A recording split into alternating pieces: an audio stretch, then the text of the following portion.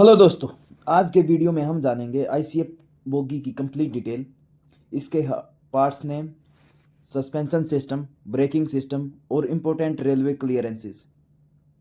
चलिए शुरू करते हैं। आईसीएफ की फुल फॉर्म होती है इंटीग्रल कोच फैक्ट्री।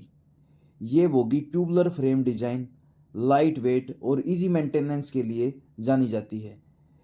यह approximately 100 to 110 kilometre per hour तक स्टेबल ऑपरेशन में रहती है। अब हम जानेंगे आईसीएफ बोगी फ्रेम के बारे में। ये पूरा रेक्टेंगुलर स्टील फ्रेम, जिसको हम बोगी फ्रेम बोलते हैं, सारे कंपोनेंट्स इसी पर माउंटेड होते हैं। अब हम देखते हैं इस पर कौन कौन से कंपोनेंट रहते हैं। Cross beam, side beam, spring plank, brake gear bracket, centre pivot housing. सबसे पहले हम जानेंगे व्हील बेस के बारे में। दोस्तों, व्हील बेस एक ही ट्रॉली के या एक ही बोगी के दो एक्सल के सेंटर की डिस्टेंस को व्हील बेस बोलते हैं। आईसीएफ ट्रॉली में व्हील बेस 2896 रहता है। अब हम जानेंगे इसके व्हील सेट की और व्हील की न्यू डायमीटर, कंडम डायमीटर।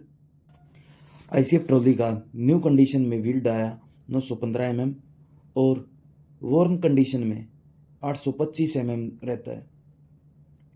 वहीं अगर इसके व्हील गेज की बात की जाए तो इसका व्हील गेज 1600 + 2 - 1 रहता है। मतलब अगर मैक्सिमम डिस्टेंस देखी जाएगी तो 1602 और मिनिमम रहेगी 1599।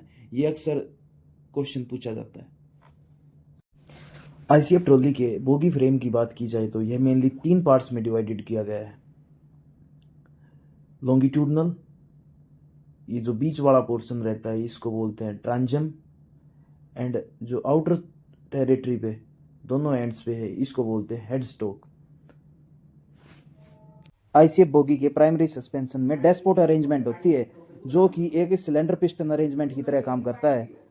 अब हम चेक करेंगे इसके कितने पार्ट्स होते हैं, कौन से पार्ट्स को क्या बोलते हैं।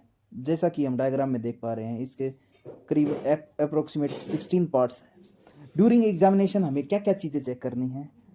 हमें इसके अंदर एक ऑयल के लेवल को मेंटेन करना होता है ताकि इसमें डैम्पिंग इफेक्ट डिक्रीज ना हो, जो कि सेफ्टी और कंफर्ट को इफेक्ट करता है। ऑयल का लेवल कम से कम 40 तक रहना चाहिए ब्रॉड गेज कंडीशन में। और इसमें क्या क्या डिफेक्ट आ सकते हैं, इसकी पैकिंग रिंग खराब हो सकती है, एक्सल गाइड वॉर्न कंडीशन में मिल सकती है, लोअर स्प्रिंग सीट सरफेस भी खराब हो सकती है, गाइड रिंग ब्रोकन मिल सकती है, लीकेज मिल सकती है स्प्रिंग सीट में, लोअर स्प्रिंग सीट स्कोर्ड, इसमें मार्किंग वगैरह हो सकती हैं। तो ये डिफेक्ट इसमें आ सकते हैं। और प्राइमरी स्प्रिंग में इसमें हेलिकल टाइप का स्प्रिंग यूज़ किया जाता है। अब हम देखेंगे आईसीएफ बोगी के सेकेंडरी सस्पेंशन में हेलिकल स्प्रिंग का यूज़ किया जाता है और वो बोलस्टर के साथ कैसे कनेक्टेड होते हैं। बोलस्टर बोगी फ्रेम से बोल्टेड या वेल्डेड फॉर्म में कनेक्ट नहीं होता। यह बोगी फ्रेम के साथ एंकर लिंक के द्वारा कनेक्ट किया जाता है। अगर एंकर लिंक की बात की जाए तो यह बोगी बोलस्टर और बोगी फ्रेम को कनेक्टेड करता है। यह एक बोगी में डायगोनली अपोजिट डायरेक्शन में दो प्रेजेंट रहते हैं। मीन्स अगर पूरे कोच की बात की जाए तो 4 और 1। अब हम चेक करेंगे एंकर लिंक के फंक्शंस और ड्यूरिंग एग्जामिनेशन हमें उसकी किन किन चीज पार्ट्स पे ध्यान देना है। एंकर लिंक दोनों फंक्शन वर्टिकली और लेटरली बोलस्टर के अप एंड डाउन मोशन और साइडवार्ड्स मोशन को कंट्रोल करता है। दोनों ही कंडीशन में, जब ब्रेकिंग के टाइम और ट्रैक्टिव एफर्ट के टाइम, दोनों टाइम में फोर्सेस को ट्रांसफ़र करने में हेल्प करता है। इसके अंदर साइलेंट ब्लॉक बुशेस प्रोवाइड किए गए हैं ताकि एक्सेलरेशन के दौरान वो जर्क को रिड्यूस कर सके। अब हम जानते हैं कि एग्जामिनेशन के दौरान हमें एंकर लिंक के किस पार्ट्स को चेक करना है। हमें इसके कोरोडेड पार्ट्स और क्रैक्ड पार्ट्स को फाइंड आउट करना है जहाँ पे वेल्डेड जॉइंट्स हों। इंस्पेक्शन के दौरान इसके साइलेंट ब्लॉक, रबर वाले पार्ट्स और इसकी anchor link housing, silent block pin को चेक करना है।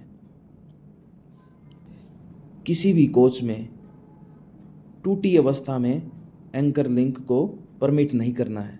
तो ड्यूरिंग एग्जाम स्विंग लिंक और हैंगर बोगी का एक इम्पोर्टेंट पार्ट जो कि सेकेंडरी सस्पेंशन में वर्टिकली और लेटरल दोनों लोड को ट्रांसफ़र करने का कार्य करता है। इसके ड्यूअल एक्शंस की वजह से इसमें इनसाइड सरफेस पे फ्रिक्शन की वजह से घिसाव आ जाता है। तो ड्यूरिंग एग्जाम अगर यह किसी भी कंडीशन में स्टक हो जाता है तो बोगी के लेटरल फोर्सेस की अमाउंट बहुत ज़्यादा इंक्रीज हो जाती है। तो हमें इंस्पेक्शन के दौरान इसे स्पेशली चेक करना होता है। अब हम जानेंगे इसकी वियर लिमिट्स के बारे में। इसकी क्रैकिंग और एलोंगेशन दोनों को चेक करना होता है। किसी भी कंडीशन में इसके इनसाइड सरफेस पे 3 mm से ज़्यादा वियर या एलोंगेशन हो जाए तो उस कंडीशन में हमें इसको स्क्रैप में डाल देना चाहिए और इस एक नए हैंगर को यूज़ करना चाहिए। अगर इसकी पिन की या बुश की मैक्सिमम परमिसिबल वियर लिमिट देखें तो 1.5 mm से ज़्यादा घिसाव के बाद इसको हमें चेंज कर देना है। अब हम बात करते हैं सेंटर पिवट की। यह मेनली कोच बॉडी और कोच बोगी के बीच में कनेक्शन बनाने में हेल्प करता है। यह दोनों ही कंडीशन जब एक्सेलरेशन और ब्रेकिंग के दौरान कोच बॉडी और कोच बोगी के कनेक्शन को सेंट्रलाइज रखता है। असेंबली के दौरान इसमें ग्रेफाइट ग्रीस प्रोवाइड किया जाता है ताकि फ्रिक्शन से बचा जा सके। अब हम जानेंगे कि एग्जामिनेशन के दौरान हमें इसकी क्या क्या चीज़ों को चेक करना है। एग्जामिनेशन के दौरान इसकी पिवट को डैमेज या क्रैक कंडीशन में अगर मिलती है तो चेंज करना होता है। इसके बोल्ट्स को सिक्योर और टाइट किया जाता है। इसमें कोटर प्रोवाइड करके कोटर पिन के साथ बॉटम में सिक्योर किया जाता है। दोस्तों, इसकी रिमेनिंग जानकारी हम अगले पार्ट में जानेंगे। और अगर आपको वीडियो अच्छी लगे तो लाइक शेयर सब्सक्राइब करना न भूलें। Thank you for watching it.